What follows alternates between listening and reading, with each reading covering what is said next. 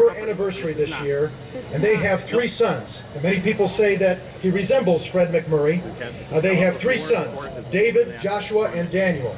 They continue to make their home in Collinsville. He also successfully ushered a law establishing an internet domain that provides a secure place on the web for young children to surf and learn safely. And my guess is that he didn't need Al Gore's help to do that either.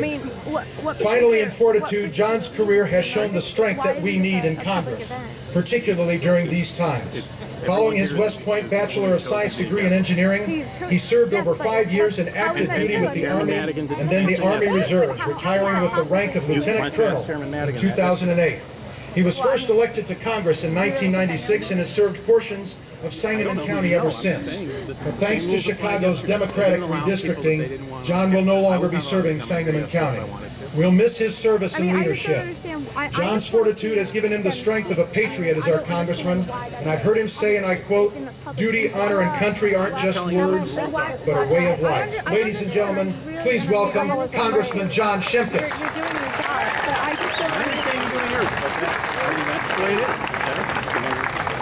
Okay, Doug, I saw you editorializing, Doug Finke.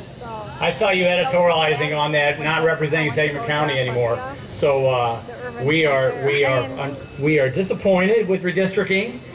Some folks are talking about many years. I've been here now since '92, having my kids all around this event, climbing underneath the platforms here and stuff. So they will no longer do this. Karen and I did celebrate our 25th wedding anniversary, and I took her to Paris for the weekend. Ooh, really good. And I was talking to my friends. It was Paris, Illinois, in a true conservative lifestyle. We had a great time, and it's great to now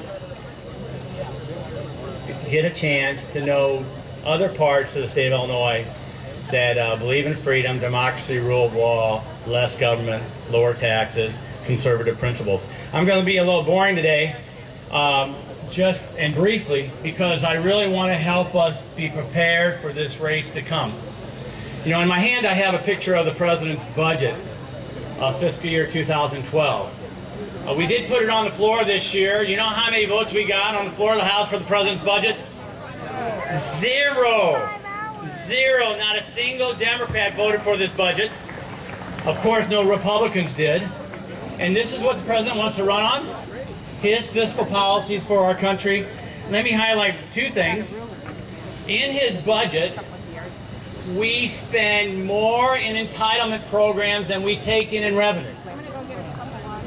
Medicare, Medicaid, Social Security, interest on a debt, we spend more money than we bring in any revenue. Just going to go there to the barrel. That's why people say that's a budget that you cannot balance unless you do what? You start making the difficult choices for our generation and for future generations. Thank God we got Governor Rodney, and thank God we have Vice President nominee Paul Ryan to help us lead that charge. Now, if we don't address the entitlement programs, what do? Cut $1 trillion from defense over 10 years, and this is what the Chief of Staff, actually Chairman of Joint Chiefs of Staff says. On the other hand, if sequestration is triggered, the cuts become so automatic that it throws the force out of balance right away. Do we want that to happen to our military? No! And that's why we got to continue to move in this process. What does this do on jobs and the economy? Well, let me read from Dr. Stephen Fuller from George Mason University, who analyzed this. If we move to sequestration, I'm using a lot of words here because this is what this budget debate is all about. The budget debate is, let's reform the entitlement program so they're there for future generations so that we don't have to go to sequestration.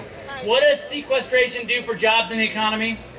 His findings say 2.14 million American jobs will be destroyed in 2013. These are jobs in manufacturing, construction, retail, healthcare, state, and local government. So even for the state of Illinois, sequestration will hurt the state of Illinois. Senator Harkin, liberal Democrat from Iowa, what does he say sequestration will do to the safety net programs? 622 million cuts in Head Start, $53 million in community services block grants, $1.1 billion in cuts to Title I, which is federal aid for poor schools. That's what Title I is. We're going to cut, because we don't reform the entitlement programs, $1.1 billion under Title I for public education, $88 million